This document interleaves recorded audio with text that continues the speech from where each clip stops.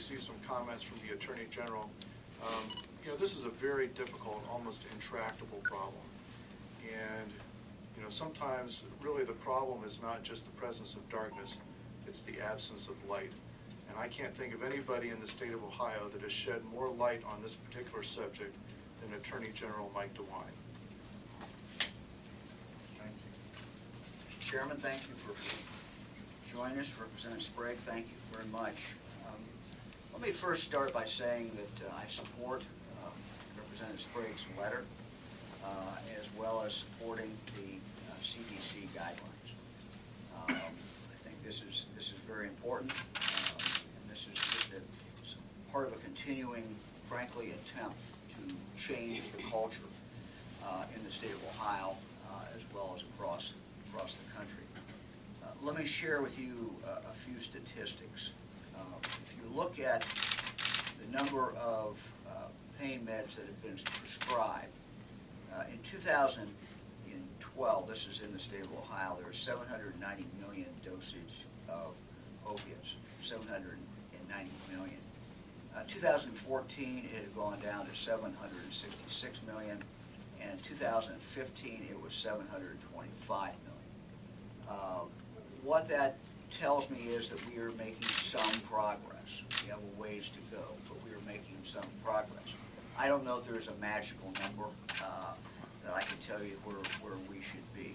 But what I can say is that I think we've made progress from a cultural point of view in the state of Ohio about prescription of pain meds. And one of the things that we did shortly after the governor became governor and I became Attorney General is we put a focus on out-of-patrol doctors who were nothing more than drug dealers. We've taken the licenses of many of these individuals, and I think that has been helpful as well.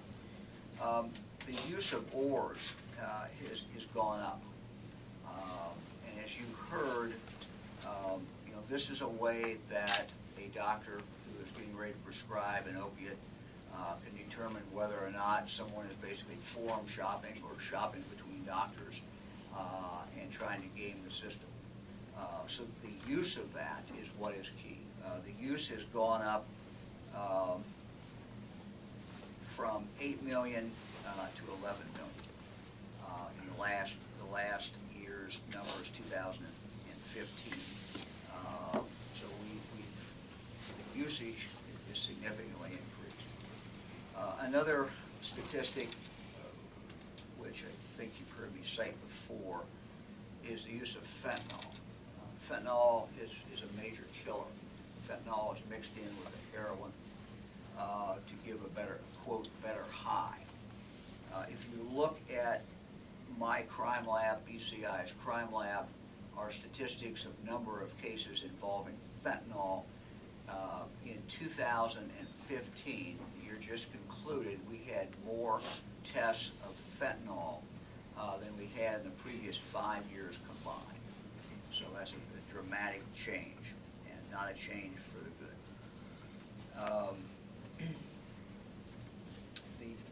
At the same time, we've had a relatively significant drop in the number of cases that we have tested at our crime lab involving pill opiates.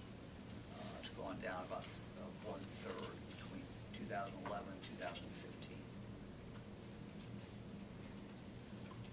Share a couple other thoughts with you, if I could.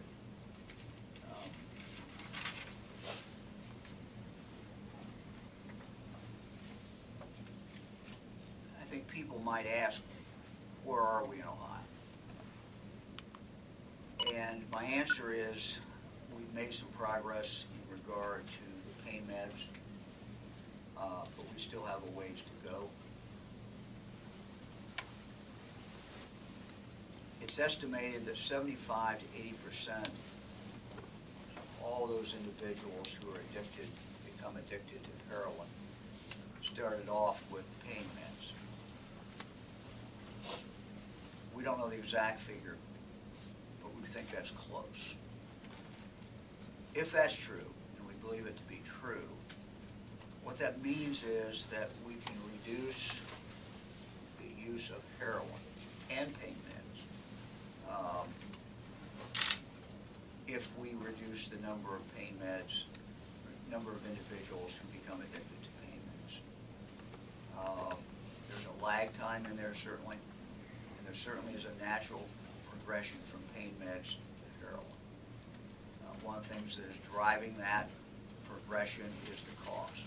That heroin is now very, very cheap, and many times it's cheaper than pain meds. If we look at the deaths caused by pain meds and deaths caused by heroin, I don't know whether we've yet seen a leveling off or not.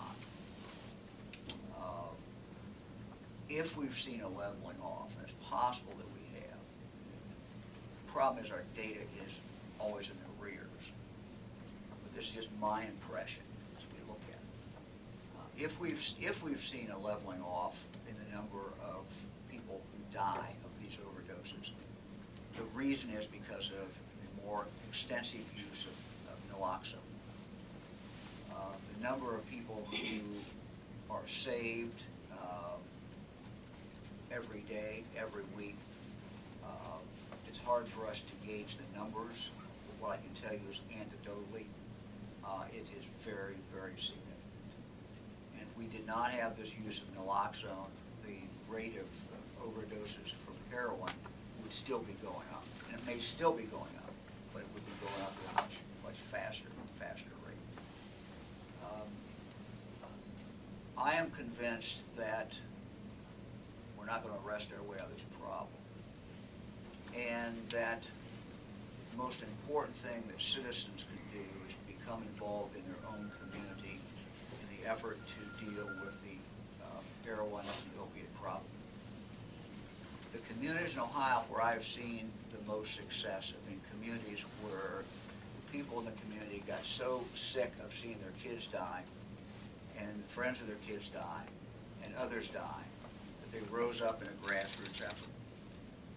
We have 5 people in our office today, and have had for the last 3 years, 3.5 years, who focus on expanding these grassroots groups. And so every speech I give, wherever I am in the state of Ohio, I talk about heroin, and I talk about opiates, because first of all, you have to recognize we have a problem. And every community in Ohio has a problem. Sometimes we're a little slow in recognizing that. Second, what really works is when the churches, business community, when educators, when law enforcement, and other people in the community get together and try to put together a grassroots effort to change the local culture.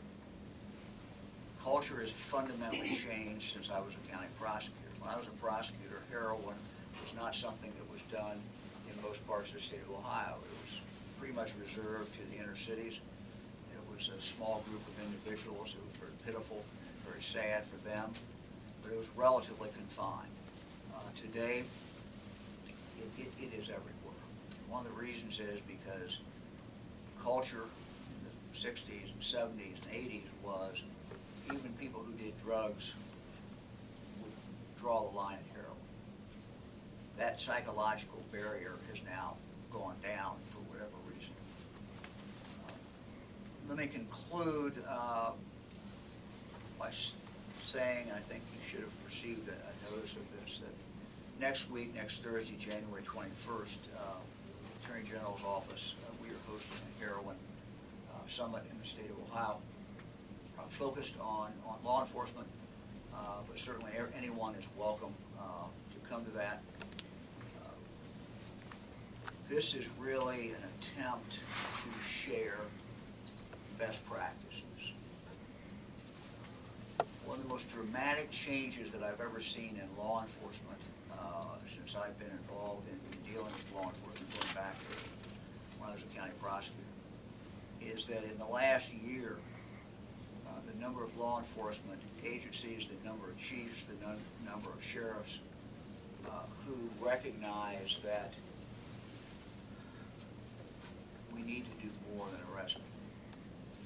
And so one of the things that we're going to highlight on the 21st is places in Ohio where law enforcement has really become involved in getting people into treatment, where law enforcement have been involved in better education and better prevention.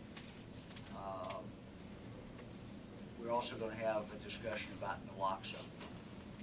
We've made significant progress in regard to naloxone, but we still have departments that are not carrying it. And I will continue to urge other departments that are not carrying it to make the decision to carry naloxone. We will hear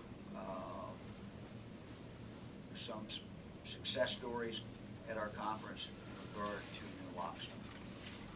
And I think this will bring the message home very strongly. This is a way to save lives, and these departments that have done it have seen a real large number of individuals whose lives have been saved.